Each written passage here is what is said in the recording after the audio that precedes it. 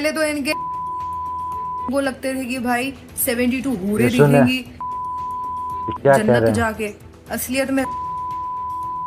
और अब इनको मोहतरमा को लग रहा है कि हमारे कंट्री ने ऐसे ही ओपन फायर कर दिया विदाउट एनी इसकी वैलिड रीजन। दीदी गिरफ्तारी आप हो पागल चुकी वागल है। हैं क्या? पहलगाम अटैक का नाम सुना है? उससे पहले बाकी अटैक्स के नाम सुने हैं आपने? कब से तबाही मचाए जा रहा है आप। तो हम कुछ ना करें, हम बस हाथ पे हाथ धरे बैठे, हम महात्मा गांधी के भक्त नहीं है अब। ऑपरेशन सिंदूर पर इंस्टाग्राम पर आपत्तिजनक टिप्पणी करने के आरोप में पुणे की लॉ स्टूडेंट शर्मिष्ठा पनौली को गिरफ्तार किया गया है। शुक्रवार रात कोलकाता पुलिस ने गुरुग्राम से पनौली को गिरफ्तार किया। पुलिस सूत्रों के अनुसार पनौली द्वारा इंस्टाग्राम पर साझा किया गया वीडियो एक विशेष धर्म को निशाना बनाते हुए अपमानजनक और आपत्तिजनक टिप्पणियां करता था। हालांकि वीडियो बाद में हटा दिया गया, लेकिन तब तक वो वायरल हो चुका था और लोग गुस्से में दिखे। इस वीडियो के खिलाफ कोलकाता के एक पुलिस थाने में शिकायत दर्ज की गई थी, जिसके फिर मैं ये एक वीडियो नया लेके आया हूँ। ये पूना का वीडियो बताया जा रहा है। जो पूना की एक लड़की है जो हजरत मोहम्मद सल्लल्लाहु अलैहि वसल्लम के बारे में फिर अनाप शनाप जो है ना उल्टा सीधा बात कर दी है। तो क्या आप लोग को नहीं दिख रहा है जो सरकार को सख्त से सख्त ये कानून बनानी चाहिए और ये इस तरीके का हरकत करती है तो जो है ना वो सख्त से सख्त कानून बनाए। जो सरकार ये वीडियो को देख रहे हैं तो लाइक करे और वीडियो को दबा के शेयर करे और इन चैनल को सब्सक्राइब कर ले, बेल आइकन को दबाना न भूले ताकि ऐसी वीडियो आपके पास आती रहेगी। इसके आधार पर एफआईआर दायर की गई। शिकायत में विशेष समुदाय के धार्मिक भावनाओं को आहत करने वाली बातें कही गई थी। पुलिस का कहना है कि पनौली और उनके परिवार को कानूनी नोटिस देने की कई कोशिशें की गईं, लेकिन वे घर पर नहीं मिले और जानबूझकर फरार हो गए। इसके बाद अदालत से गिरफ्तारी वारंट प्राप्त कर पनौली को गुरुग्राम से गिरफ्तार किया गया। गिरफ्तारी से पहले सोशल मीडिया पर जारी एक बयान में शर्मिष्ठा पनौली ने बिना शर्त माफी मांगी थी। उन्होंने एक्स पर लिखा था, मैं यहाँ पर बिना शर्त माफी मांगती हूँ। जो भी पोस्ट किए गए वह मेरे व्यक्तिगत विचार थे और मेरा उद्देश्य किसी को आहत करना नहीं था। अगर किसी को ठेस पहुंची हो तो उसके लिए मैं क्षमा प्रार्थी हूँ। आगे से मैं अपने सार्वजनिक पोस्ट में पूरी सावधानी बरतूंगी। कृपया मेरी माफी को स्वीकार करें। आपको मांग रही है। ऑपरेशन सिंदूर भारत द्वारा 7 मई को लॉन्च की गई एक सैन्य कार्रवाई थी जो 22 अप्रैल को हुए पहलगाम आतंकी हमले के जवाब में की गई थी। इस ऑपरेशन में भारत ने पाकिस्तान और पीओके स्थित आतंकी ठिकानों पर सटीक हमले किए थे। इस संदर्भ में सोशल मीडिया पर देशभक्ति की भावना चरम पर थी। ऐसे में पनौली द्वारा की गई टिप्पणियां लोगों को बेहद आपत्तिजनक और भड़काऊ लगी और इस बोल पर AIMIM के मुखिया असदुद्दीन ओवैसी ने भी गिरफ्तारी की मांग की थी। ओवैसी ने क्या कुछ कहा था वो भी सुन लीजिए। और मैं हमारे महाराष्ट्र की हुकूमत से ये मुतालबा करता सही बात है कि एक मोहतरमा है पूना में कानून की डिग्री हासिल कर रहे हैं और डिग्री हासिल कर रही है, वसल्लम के शान में अनाप शनाप बक रहे हैं। और बाद में जो वारिस पठान और दीगर लोगों ने कंप्लेन किया तो उन्होंने कहा कि नहीं, मुझे पड़ोसी मुल्क से पाकिस्तान से किसी ने मुझे गाली दी तो मैंने वीडियो बना दिया। ये कोई बात हुई? अरे मोहम्मद सल्लल्लाहु अलैहि वसल्लम रहमतुल लिल आलमीन है, पूरे आलम के लिए रहमत है और हम महाराष्ट्र की हुकूमत से मुतालबा करते उन पर कानूनी कार्रवाई होना चाहिए। BNSS के तहत गिरफ्तार होना चाहिए, ये उनकी जिम्मेदारी है।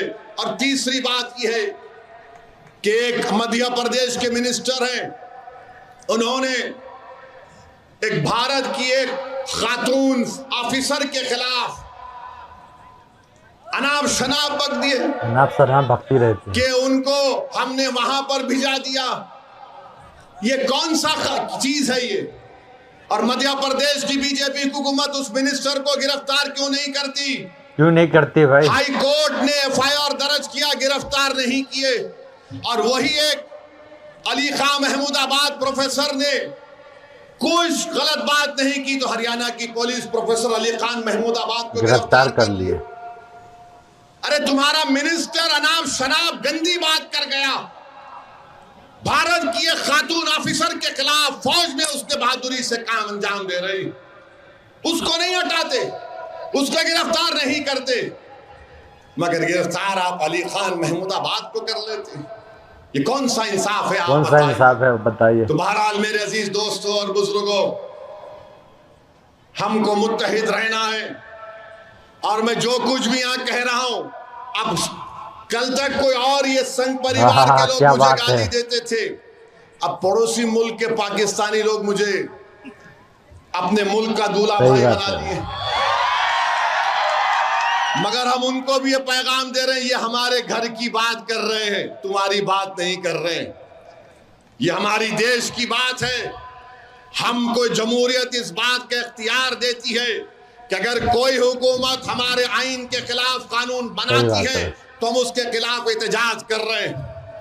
जहां तक भारत की सालिमियत का मसला है, उस पर हम सब मुत्तहिद हैं, भारत के लिए खड़े हैं। अगर आज हम भारत की सालिमियत और पाकिस्तान के दहशतगर्दी के खिलाफ खड़े हैं तो किसी मोदी अमित शाह के लिए नहीं, भारत के लिए खड़े हैं। देखिए, किसी को भी, कोई भी हो, हिंदू मुस्लिम सिख ईसाई, किसी को भी किसी की रिलीजियस सेंटिमेंट्स को हट करने का कोई अधिकार नहीं है।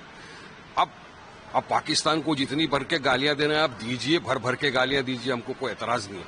मगर जबकि पूरा देश 140 करोड़ भारतीय एक साथ कांधे से कांधा मिलाकर खड़े हुए हैं, उस वक्त आप इस तरह के अल्फाज यूज करेंगे अगर हमारे नबी के बारे में, हमारे प्रॉफिट के बारे में, तो कोई बर्दाश्त नहीं किया जाएगा।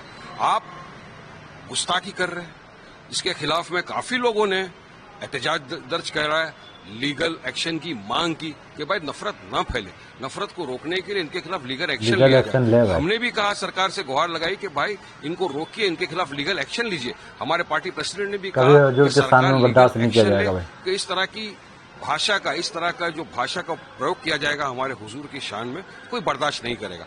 अब उनके खिलाफ लीगल एक्शन लिया गया है, लेकिन हमने पहले ही कहा था वायलेंस का हम हमेशा खंडन करते रहेंगे। वायलेंस नहीं होना चाहिए, किसी को भी कायदा कानून अपने हाथ में लेने का कोई अधिकार नहीं है, मगर लीगल एक्शन ऐसा होना चाहिए ताकि कोई दूसरा बोले नहीं, और नफरत फैलाने वाले को रोकना चाहिए ना। नहीं, मैं मुबारकबाद दूंगा उन तमाम सरकारें जो किसी के रिलीजियस सेंटिमेंट को हर्ट करता हो, जैसे हुजूर पाक सल्लल्लाहु अलैहि वसल्लम हो गए, या कोई देवी देवता हो गए, या इस देश के कोई इंपॉर्टेंट पर्सन जैसे छत्रपति शिवाजी महाराज हो, गांधी जी हों, डॉक्टर भीमराव अम्बेडकर साहब हों, जिनको दुनिया चाहती है, जो रिस्पेक्टेड लोग हैं, ऐसे लोगों के खिलाफ अगर कोई अपमानित जनक बातें बोलता है तो मैं आज नहीं 50 बार मैं असेंबली में बोल चुका हूं साहब, ये एक इससे बहुत लॉ एंड ऑर्डर की सिचुएशन खराब हो जाती है। हमारा देश धार्मिक देश है, लोगों का अगर जो रिलीजियस सेंटिमेंट हर्ट होते हैं तो लोग मरने मारने को तैयार हो जाते हैं। और आप देखिए पूरे देश में कितनी बार ऐसा हो रहा है। लेकिन मैं देख रहा हूं हमारी सरकार महाराष्ट्र की, ये बिल्कुल फिक़ा परस्त सरकार है।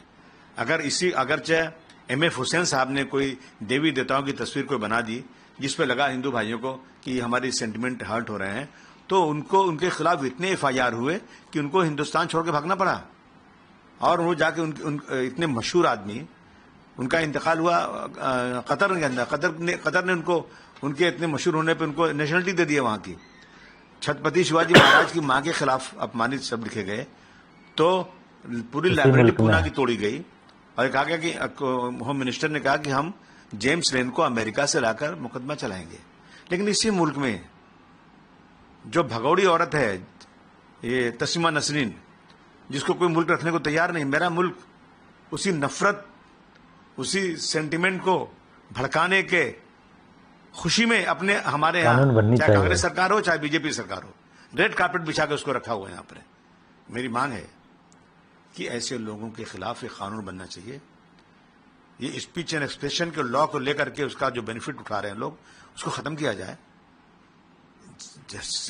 रिलीजियस सेंटिमेंट को भड़काने वाले के खिलाफ, ऐसे लोगों के खिलाफ एक ऐसा लॉ बनना चाहिए जो कम से कम 10 साल तक सजा उसमें हो और उनकी जमानत